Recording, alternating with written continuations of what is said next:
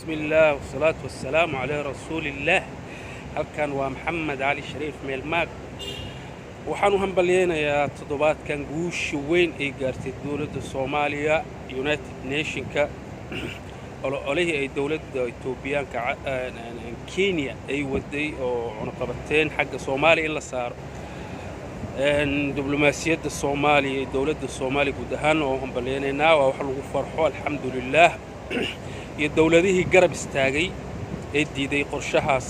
ee dawladda Kenya wadat waa arrin farxad leh waqti dheer ilaa 30 sano oo la soo dhaafo burburka Soomaaliya ka socday in guul haba yaraatee oo diblomaasiyad oo heerka caalamiga ah ee dawladda Soomaaliya ma diblomaasiyadda Soomaaliya ay ka gaartay fagaaraha caalamiga kana ugu horeeyo sida ay la tahay alxamdulillah waa mahad ragii ka soo shaqeeyay diblomaasiyiinta dawladda Soomaaliya kulligeed waa hambalyeeynaa ugu sareeyo madaxweynaha dawladda ilaa diblomaasiyiinta New York ku jooga marka waa arrin farxad leh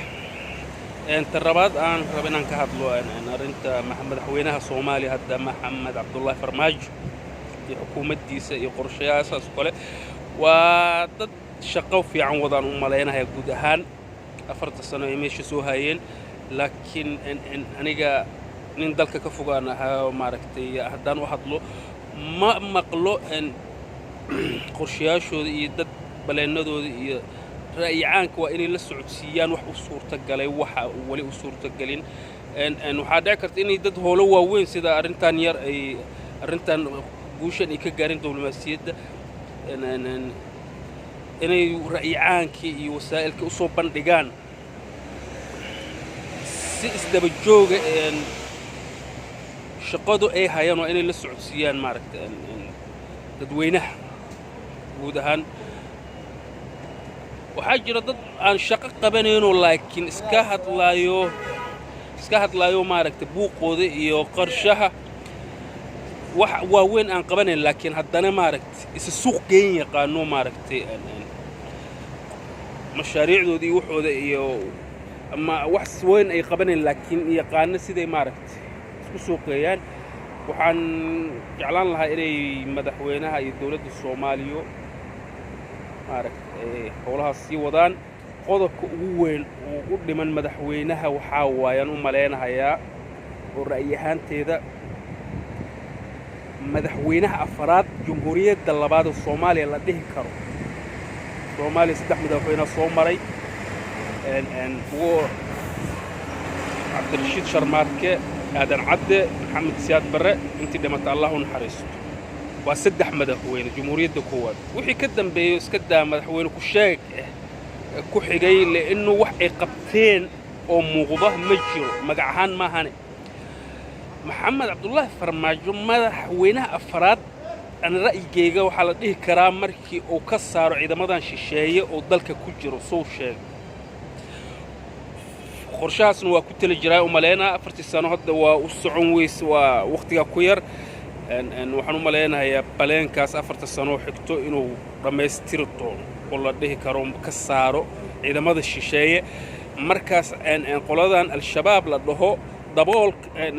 daboolka ka qaadmahay waxay ku dagaalamaan ay leeyihiin hadda wax isku qalqalin karaan waxa meesha cadow joogo oo dalka ku soo duulay arrintaasna dhibicdaas gaar ahaan way jirtaa in cadow ay yihiin dadkan aan la wacan ciidamada Afrikaanka oo Itoobiya 2006 u horeys inay soo galaan waa muxtaliin aniga ra'yigayga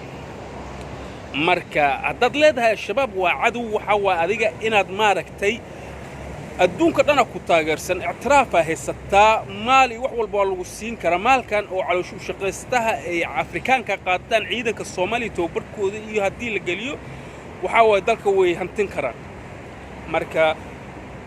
markii ka baxaan ciidamadan shisheeye Afrikaanka ah oo calooshu shaqaysta markaas la dhihi karaa maaragtay ninkan waxa way madaxweyne buuxo Soomaaliya wax weyn qabtay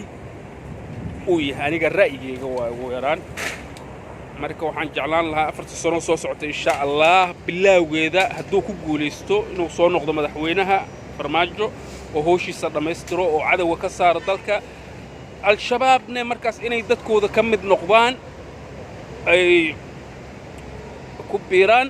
oo maaragta hadday mashruuc wataan oo talo iyo xukum iyo doorasho iyo waxaas arrin siyaasadeed ay galaan ilaan daboolku waa ka qaadma mugta marka yaa la dagaalamaysaa marka shacabka Soomaaliya ma la dagaalamaysa hadda wuxuu ku marwarsiyoona cadow waa joogo dalka marka qodobkaas qodobka ugu muhiimsan ee la tahay insha Allah in xoog uu saaro madaxweynaha insha Allah markuu ku guuleysto doorashadan 2020 la rajeynayo ay arrinta isku dhacdo insha Allah ساسا رجينا والسلام عليكم ورحمة الله وبركاته